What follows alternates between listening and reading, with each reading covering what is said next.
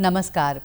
आज़ादी के बाद का वो दौर जब पहाड़ के गांव तक बिजली नहीं पहुंची थी, एक बच्चा चीड़ की सूखी पत्तियों को जलाकर शब्दों का प्रकाश फैला रहा था।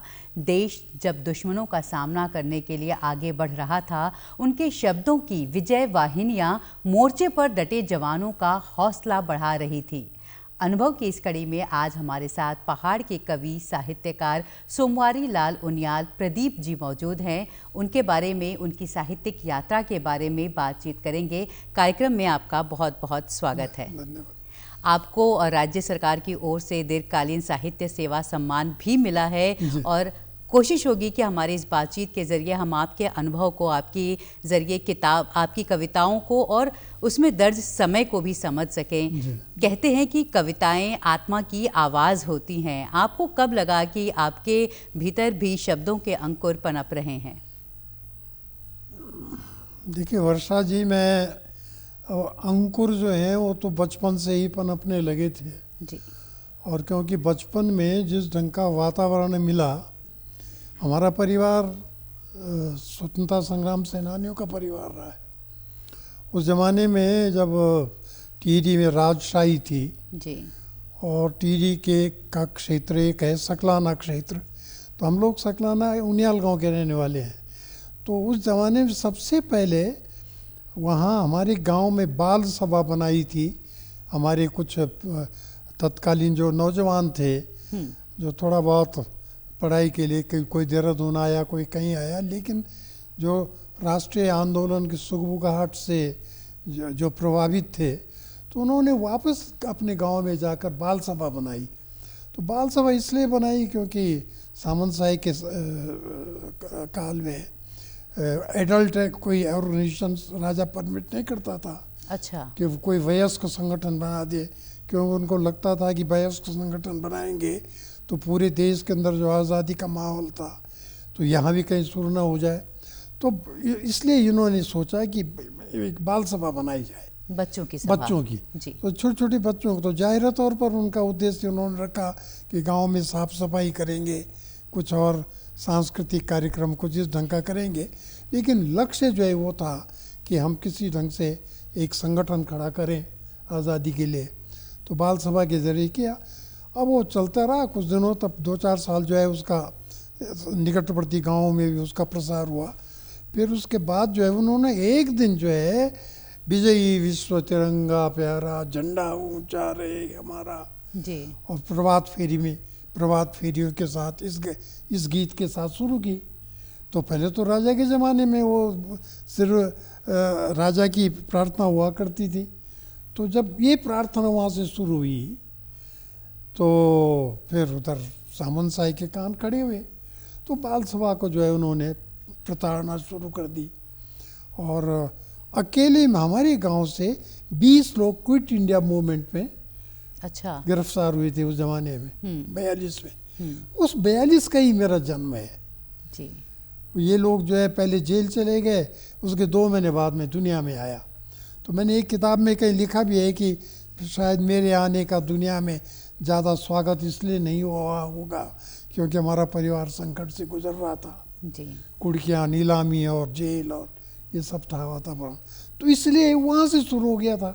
उसके बाद जब 5-6-7 साल की उम्र हुई और जब ये लोग जेल से वापस आए लौट कर टिहरी से, सुमन जी की शहादत हो गई थी और उसके बाद जो है आज़ादी का मूवमेंट और आगे बढ़ा।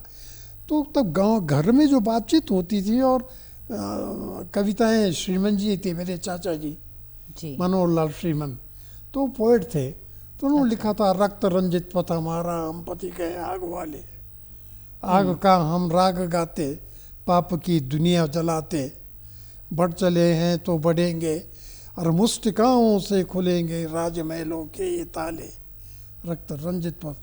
तो इस ढंग की कविताएं जब उनका वो राजपथ पे उस समय जो है टिहरी के राजपथों में गूंजती थी, हमारी बचपन में हमको भी पढ़ने को मिला, सुनने को मिला।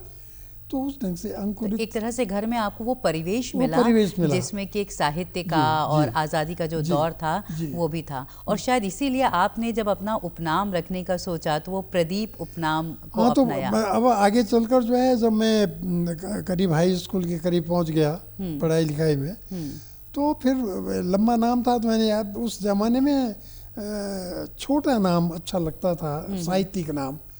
तो जैसे श्रीमन जी थे, तो श्रीमन जी ने अपने नाम के मनोहर लाल उनियाल के आगे श्रीमन लगा दिया था। अच्छा। तो श्रीमन पहले राजा के नाम से लगता था उनकी प्रार्थना में। अच्छा। सामन साई की श्रीमन से शुरू होती थी, और बद्री साक्षात बद्रीनाथ और ये सब। तो उन्होंने लगाया, अंत में लगा दिया और उसका फिर इनकलाब किया। तो हमने भी सोचा कि ये अंधेरा जो है आज, जो गुलामी का अंधेरा है, और उसके बाद जो है जब आज़ादी मिल गई तो आज़ादी की उजाले में हमको आगे बढ़ना है। उजाले का प्रतीक प्रदीप था, तो मैंने जोड़ा है। बहुत खूबसूरत। और जिस तरह से आप बता रहे हैं किस तरह का माहौल था, हम थोड़ा उस समय के परिवेश को, गांव के परिवेश को भी जानना चाहेंगे कि जब आज़ादी मिलने ही वाली थी 47 की बात करें, क्या आपकी स्मृतियों में दर्ज है कि किस तरह का माहौल उस समय पहाड़ों में हुआ करता था? 47 में मैंने, मेरी जो आत्मकथा आई है हथेली भर जिंदगी जी, उसमें मैंने बहुत विस्तार से इन तमाम चीज़ों को किया है। लेकिन संक्षिप्त में मैं ये कह सकता हूँ कि जब आज़ादी मिली तो आज़ादी के बाद जो है एक लड़का जो 15-16 साल का लड़का हो, उसने सोचना शुरू किया कि अगर यहाँ हाई स्कूल होता इस इलाके में तो हम हाई स्कूल पास हो जाते। लेकिन नहीं, हाई स्कूल करने के लिए गांव छोड़कर 70 किलोमीटर पैदल चलकर हमको देहरादून में आना पड़ता था जी। तो स्कूल, क्योंकि तो हम जैसे तो थोड़ा जो परिवार जो है जिनमें पहले से थोड़ा शिक्षा का था, तो हम ये सोचते थे, पर जो बेचारे बिल्कुल गरीब थे उनके लिए तो कोई मतलब ही नहीं था। इसलिए मेरे मन में जब मेरी चेतना थोड़ा जागृत हुई तो मेरे मन में सबसे पहली बात ये ज़रूरत महसूस हुई कि मुझको अपने गांव में क्या करना चाहिए। और मेरे मन में लगा कि भाई हाई स्कूल नहीं है, तो सोचा कि अगर मैं कुछ कर सकूंगा तो सबसे पहले यहाँ हाई स्कूल खोलूँगा। क्या बात है जी। तो जब मैं यहाँ देहरादून आया, डीएवी कॉलेज में था, इधर था, तो कॉलेज के दिनों में मैं सोचा करता था कि कैसे क्या करूँ। मैं वापस चला गया कॉलेज छोड़ के, और 21 साल की उम्र में मैंने वहाँ सत्यों एक जगह है सकलाना में, वहाँ पर मैंने प्राइवेट हाई स्कूल शुरू कर दिया। मैं गांव पैदल निकल पड़ता था सुबह सुबह, हर गांव में बोलता था कि भाई सरकार तो खोलती नहीं है अभी तक, आज़ादी के बाद भी 14 साल बीत गए थे जी, तो ये एक हाई स्कूल नहीं खुला। एक आज़ादी के बाद सिर्फ एक जूनियर हाई स्कूल वहाँ खुला था। अच्छा। जहाँ से हम लोगों ने भी दर्जा तक हम पढ़े थे। उसके बाद कोई संभावना नहीं थी। इसलिए मैंने अपने युवापन को, अपने यौवन को समर्पित किया उस काम के लिए, और मैंने कहा कि सरकार न खोले, हम जनता का सहयोग लेकर करेंगे काम जी। तो हमने एक प्राइवेट हाई स्कूल वहाँ खोला, और नागिन सकलानी जो गोली सन 47 में जिनके गोली लगी थी कीर्ति नगर में, शहीद हो गए थे जी, तो उनके नाम से हमने शहीद नागिन सकलानी हाई स्कूल खोल दिया। और मैंने जवानी के 8-10 साल उस स्कूल को लगाए। अच्छा, लंबा इतिहास है, इतना अब वक्त उस स्कूल नहीं की है। क्या स्थिति है? अब उस स्कूल की क्या स्थिति है? अब वो स्कूल जो है इंटर कॉलेज है सरकारी। अच्छा। और हमने उसको फिर सरकार वो बनाया, फिर इंटर कॉलेज अपग्रेड करवाया, फिर इंटर कॉलेज है वो 50 साल हो गए उसके। अभी उसका पिछले साल जो है उसका गोल्डन जुबली मनाया गया, मुझको भी बुलाया गया संस्थापक के नाते। मुझे बड़ा अच्छा लगा, सुंदर लगा कि पीढ़ियों का जो है निर्माण हो रहा है जी। और तो जो सपना हमने देखा था जी, अब एक सपना बाकी रह गया उस स्कूल के बारे में मेरा, अभी उसको डिग्री कॉलेज में चाहता हूँ कम से कम हमारे रहते हो जाए जी। और हमारी शुभकामनाएं होंगी आपके साथ कि जरूर डिग्री कॉलेज हो जाए। मैं शासन प्रशासन से और तमाम लोगों से लड़ता रहता हूँ इसके लिए। और लड़ने का मतलब ये है कि लोकतंत्र में आप जब तक अपनी आवाज़ उठाएंगे नहीं जी, कोई सुनेगा नहीं आपकी बात जी। और मैं आपकी कविताओं के बारे में थोड़ा बातचीत करूंगी, क्योंकि मैंने आपकी कुछ कविताएं ऐसी पढ़ी जब बांग्लादेश बन रहा था या जो भारत पाक युद्ध की स्थितियां बनी थी, उस समय की अपनी रचनाओं के बारे में बताएं। देखिए, रचनाओं में सबसे पहले तो मैं सन 65 में जो है, मैंने आपने अभी प्रस्तावना में भी एक चीज़ कही है कि तो सन 65 में मैंने कविता एक लिखी थी, पाकिस्तान के साथ हुआ था युद्ध जी। तो उसमें बड़ा जवान हिंद का रुका प्रवाह, सिंध का डोलने लगी धरा, व्योम धुंध से भरा। वो उस ढंग की कविता थी। और जैसा आपने कहा कि साधनहीनता की स्थिति में शुरुआत, उसके बाद जो है आगे हम बढ़े, फिर यहाँ देहरादून में आए तो सन 71 में जब ये इंदिरा जी थी प्रधानमंत्री और बांग्लादेश बना था, उसमें वो बहुत दुनिया में हिंदुस्तान का नाम वो बहुत ज़बरदस्त ढंग से उस समय ये हुआ था कि अगर दुनिया को कोई नई दृष्टि दे सकता है तो उस समय सन 71 में जो है जो भूगोल बदल दिया जी, है ना, बिल्कुल एक नया देश पैदा कर दिया। तो उसे मैं भी उद्वेलित हुआ, और मैं ही नहीं, हमारे सब समकालीन जितने हमारे मित्र थे कवि, तो हमने देहरादून में दहकते स्वर नाम की एक किताब निकाली थी। वो भी श्रीमंत जी ने संपादित की थी, और उसमें 20-25-30 लोग हम थे, और उसमें मैंने एक कविता सन 71 के नाम लिखी थी जी, क्योंकि 71 के नाम मैंने लिखी थी। नया वर्ष आया है, नया कैलेंडर चाहिए, लेकिन पुराने कैलेंडरों को उतार फेंकने के लिए इस बार मैं बेहद उत्सुक नहीं हूँ, क्योंकि इस समय मैं भारत या बांग्लादेश में कहीं हूँ।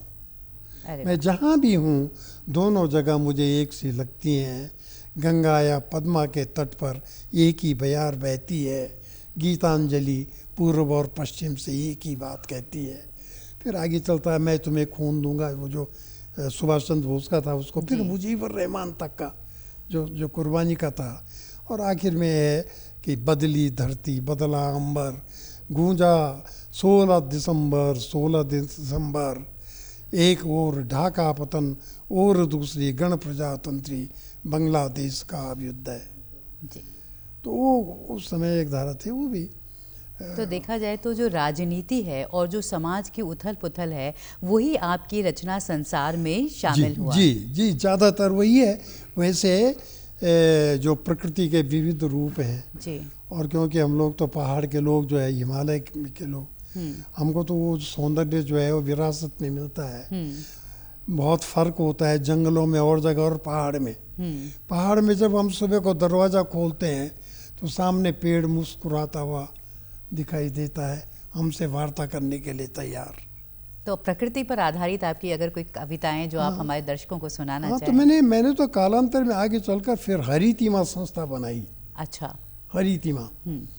और हरितिमा का मैंने लक्ष्य रखा प्रकृति और संस्कृति की समवायी का सृजन और विकास की ग्राममुखी चेतना, ये उसका मोटो था। तो हरितिमा हमको जो है हरियाली चाहिए धरती पर, लेकिन मन पर भी हरियाली चाहिए।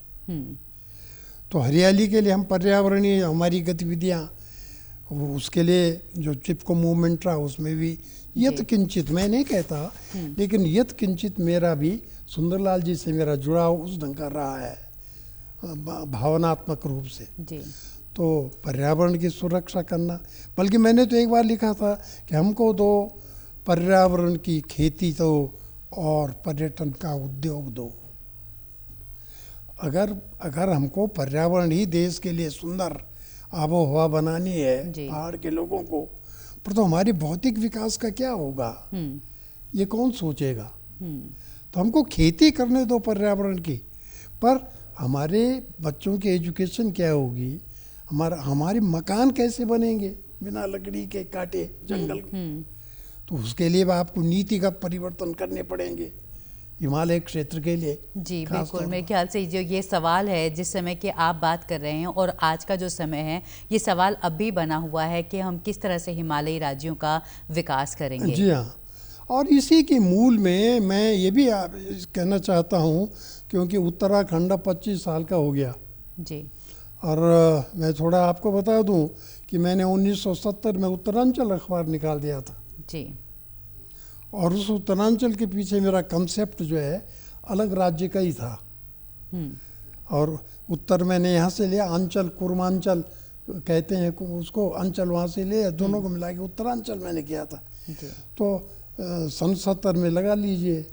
और उसके बाद जो है जो आंदोलन, तो बाद में उत्तराखंड आंदोलन कुछ पहले से भी सुगबुगाहट थी, लेकिन प्रखर रूप से बाद में चला उत्तराखंड के नाम से, और उत्तरांचल के पीछे मेरा वही ध्येय था जी। तो अब हम 25 साल का जब उत्तराखंड हो गया तो हमको सोचना होगा कि हमारे जो ये सवालात हैं, जल जंगल ज़मीन के सवाल हैं जो मूल रूप से हमने उठाए थे, उन पर हम कितना कुछ कर पाए हैं। ये 25 साल बाद तो इस पर जो है इसकी। और अगर यही सवाल मैं आपसे करूं कि जो ये सवाल हैं जल जंगल ज़मीन से जुड़े हुए, जो तब भी थे जो आज भी हैं, तो आप क्या पाते हैं कि किस तरह, किस दिशा में हम आगे बढ़े और किस दिशा में किस तरह से आगे बढ़ना चाहिए? हाँ, मैं ये पाता हूँ क्योंकि नियोजन का स्वरूप हम कितना नहीं बदल पाए। जो कंसेप्ट था हमारे अलग राज्य का, उसके मूल रूप से था कि हमारे पास जो प्राकृतिक संसाधन है, प्राकृतिक संपदा है, उसका हम किस ढंग से यूटिलाइज करें उसको कि हमारा पर्यावरण का नुकसान भी ना हो और हमारी आर्थिकी का भी वो बन सके, आधार बन सके जी।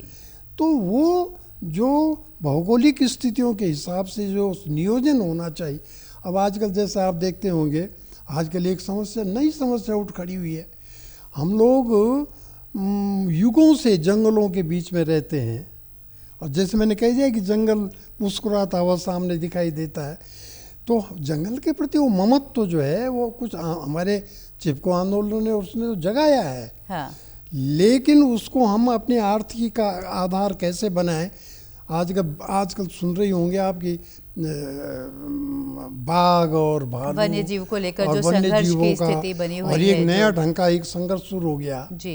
तो जब चिपको आंदोलन हुआ तो चिपको आंदोलन में रिजर्व फॉरेस्ट तो उनकी तो हजामत पहले से होती रही है, पर जो एक मनोवैज्ञानिक वातावरण बना तो हमने अपनी नाप जमीनों में जंगल बनाए लोगों ने अपने अपने। अब जब जंगल बन गए, नज़दीक आ गए जंगल, तो उन पर प्रतिबंध लग गया एक तरह हाँ, का। वन्य जीव भी नज़दीक आ गए, जी। भाग भी नज़दीक आ गए, भालू भी नज़दीक आ गए, फसल को नुकसान पहुंचाने वाली चिड़िया और उनका भी सब आ गया। ये सारी बातें जो अगर हम बात करें आपके रचना संसार की, तो ये जो समस्याएं हैं जो उस दौर की थी, जो इस दौर की भी हैं, ये आपके रचना संसार में आई। हम चाहेंगे कि आप अपनी कृतियों के बारे में हमें कुछ बताएं। हाँ, कृतियों के ऐसा है कि शुरू में मेरे 1900 मैंने बता दिया कि बचपन से लेखन शुरू हो गया था जी। और 70 में जो है हमने अखबार निकाला, तो फिर तो गद्य लेखन की तरफ, फिर संपादकीय, फिर यात्रा जारी है। मेरी एक किताब निकली है जो मुख्य संपादकीय हैं हमारे, अलग अलग मोड़ों पर, ऐतिहासिक मोड़ों पर जो प्रमुख घटनाएं हैं उनको लेकर, तो वो भी है, यात्रा जारी है। फिर उसके बाद जो है सब कुछ होने के सिवा मेरी एक किताब निकली, उसमें कुछ नए शिल्प में मैंने कुछ कविताएं लिखी हैं, प्रकृति पर भी लिखी हैं, पहाड़ पर भी लिखी हैं, नदी पर भी लिखी हैं, जंगलों पर भी लिखी हैं। पहाड़ उसमें की कोई कविता आप हाँ, ये कविता पहाड़ वाली कविता, उसकी बहुत मांग लोग करते रहे हैं। तो मैंने पहाड़, एक पहाड़ तुम्हारा एक पहाड़ है मेरा, मैंने पहाड़ के दो रूपों को चित्रित किया है जी। एक तो असली पहाड़ जो है, और एक जो है जो सुविधाओं के लिए पहाड़, घूमने के लिए पहाड़, ऐशो आराम करने के लिए पहाड़ जी।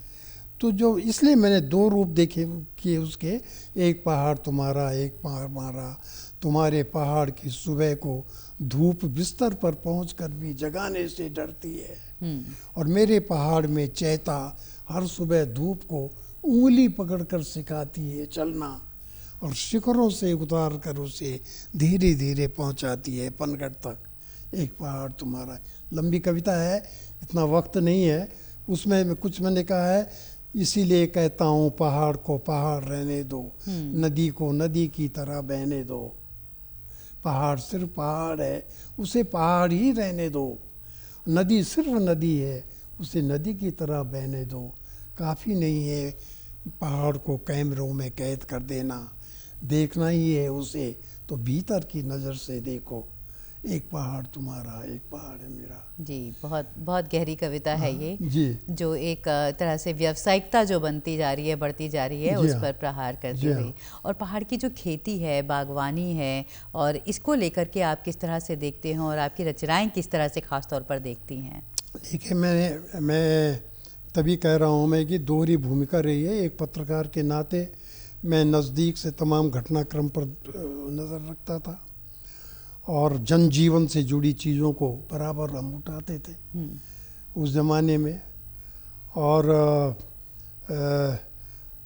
जैसे एक उदाहरण मैं देता हूँ, पहाड़ की आर्थिकी का मुख्य स्रोत क्या है?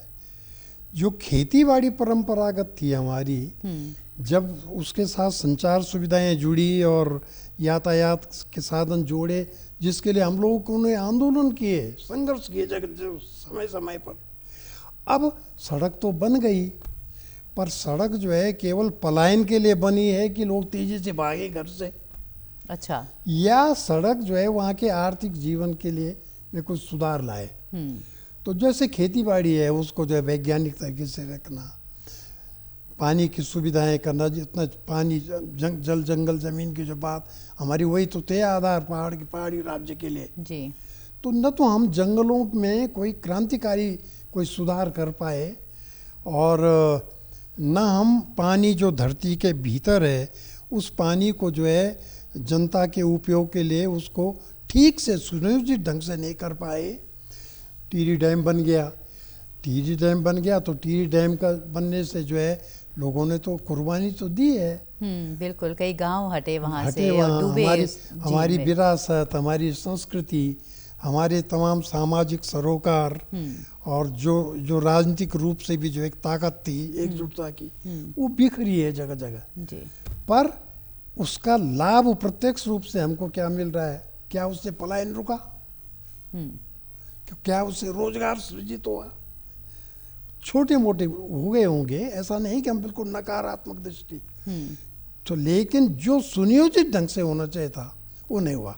हमारे यहाँ जो है धार्मिक और तीर्थ पर्यटन के साथ तीर्थाटन भी है जी, मंदिर हैं, लेकिन जो बद्रीनाथ, केदारनाथ, गंगोत्री, यमुनोत्री जो 4 धाम हैं, ये तो उस जमाने से हुए जब शंकराचार्य ने शुरू किया था, जिस समय कोई संसाधन नहीं थे, उस समय भी हमारे आस्था के केंद्र बने थे।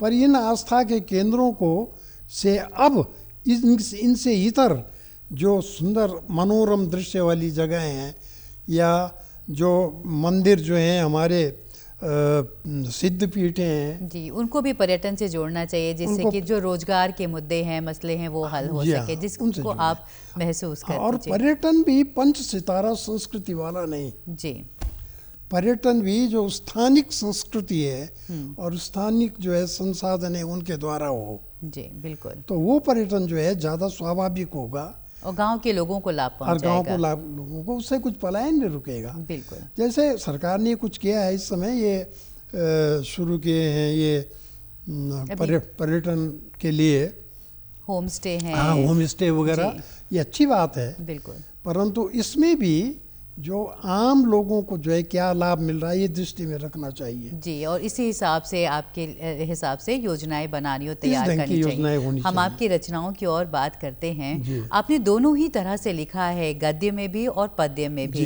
जी। आप किस माध्यम में अपने आप को ज़्यादा बेहतर तरीके से आपको लगता है कि आपका पसंदीदा माध्यम है, गद्य या पद्य? देखिए, जो पद्य है, कविता है, कविता को मैंने जिया है जी, केवल कविता लिखी नहीं है, उसको जिया है। और मैं ये मानता हूँ कि जब सृजन के क्षण होते हैं और वो ये जो कविता है वो एक विलक्षण और एक विरल क्षणों की उपज होती है जो हमेशा जीवन में विद्यमान नहीं रहते। जी। तो कविता में तो स्वाभाविक उठान है हमारा। लेकिन मैं एक बात मैं अक्सर अपने मित्रों को कहा करता हूँ, मैं राजनीति में भी रहा हूँ, मैं ब्लॉक प्रमुख भी रहा हूँ, गांव वालों ने मुझे निर्विरोध प्रधान भी बनाया उस ज़माने में, फिर ब्लॉक प्रमुख भी बना। मैं ये लोगों को कहता हूँ कि अगर मैं किसी गांव में जाता हूँ और वहाँ के लोग मुझे कहते हैं कि साहब हमारे यहाँ तो पानी का नल चाहिए, तो मैं उनको ये नहीं कह सकता कि जो तुमको कविता सुना देता हूँ जी, वहाँ वो ज़रूरी है। और रचना का सुख चाहे वो कागज़ पर हो चाहे वो धरातल पर हो, रचना का सुख बहुत मुझको भीतर से जो है बहुत आनंदित करता है। वो सुख रचना का, एक स्कूल खोल दिया, एक सड़क बना दी, पानी का खूंटा लगा दिया, गूल बना दी, जिस दिन हमारे गांव में पहली बार गूल आई थी पानी की, हम उछल पड़े थे बच्चे जी। और हमने सोचा कितना क्या बढ़िया हुआ आज। तो इसलिए इन तमाम चीज़ें जुड़ी हुई हैं वर्षा जी। अक्सर लोग जो है खांचों में अपने को फिट कर देते हैं अलग अलग जी। जैसे साहित्य एक अलग खांचा है, समाज सेवा का एक अलग है, राजनीति का एक अलग है, लेकिन वस्तुतः ऐसा नहीं है। ये सब चीज़ें जुड़ी हुई हैं। अगर हमको स्कूल चाहिए तो स्कूल कविता से नहीं आएगा, उसके लिए राजनीति का सहारा लेना पड़ेगा, विकास का। तो आपने देखा जाए तो सभी जगह पे चाहे राजनीति से, शिक्षा के जरिए, पत्र पत्रिकाओं के जरिए, कविताओं के जरिए, और इसके लिए कोई नाटकीयता के साथ नहीं किया मैंने जी। सहज स्वाभाविक जो हुआ मैंने वो किया। मैं चाहूँगी यहाँ पर अगर आप हमारे दर्शकों को कोई ऐसी उम्मीद देती हुई कविता जिसे वो अपने साथ लेकर जाएं। शिखर पर चढ़े अब दिन गया ढल, बचे एहसास के पल। अब दिन गया ढल, बचे एहसास के पल, मिलकर इन्हें जी लें, प्रेम के 2 घूंट पी लें। क्या बात है। मिलकर इन्हें जी लें, प्रेम के 2 घूंट पी लें, भूल कर सब दूरियां, छोड़ कर मजबूरियां, उधड़े हुए संबंध फिर से सी लें।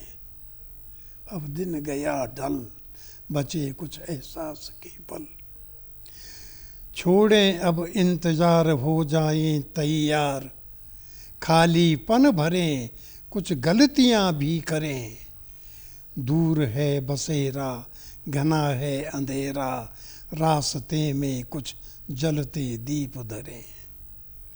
क्या बात। रास्ते में कुछ जलते दीप धरें, तोड़ कर प्रतिबंध, जोड़ कर संबंध, याद ताजा करें, कुछ नए रंग भरें, टूटे न कहीं संकल्प, रूठे न कहीं विकल्प, कुचलते हुए चले, कांटों से न डरें। सपने अभी अधूरे, करें इन्हें पूरे, मौसम का ठंडापन सांसों से गरमाए, प्यासा है तन मन, पाँवों में थकन, छाँव में बैठकर गीत नया गाएं।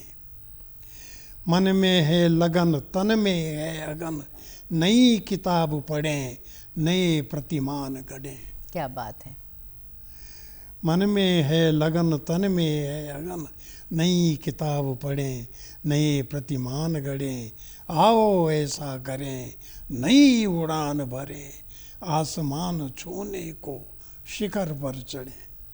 बहुत खूब, बहुत खूब। आपने कविता तो यही निकल गई मैंने, और ये बिल्कुल सही कविता निकली है जो उम्मीद की बात मैं कह रही थी कि जो उड़ान भरने की बात करती है और आसमान छूने की बात करती है। आप हमारे कार्यक्रम में आए और अपने अनुभव हमारे साथ साझा किए, इसके लिए आपका बहुत बहुत धन्यवाद। आपका भी बहुत धन्यवाद, आपने ये अवसर दिया। तो सोमवारी लाल उनियाल प्रदीप जी से हमारी बातचीत हो रही थी और अपनी कविताओं के जरिए उन्होंने उड़ान भरने को आसमान में और अंधेरा तोड़कर और छोटे छोटे दीप जलाने की बात की।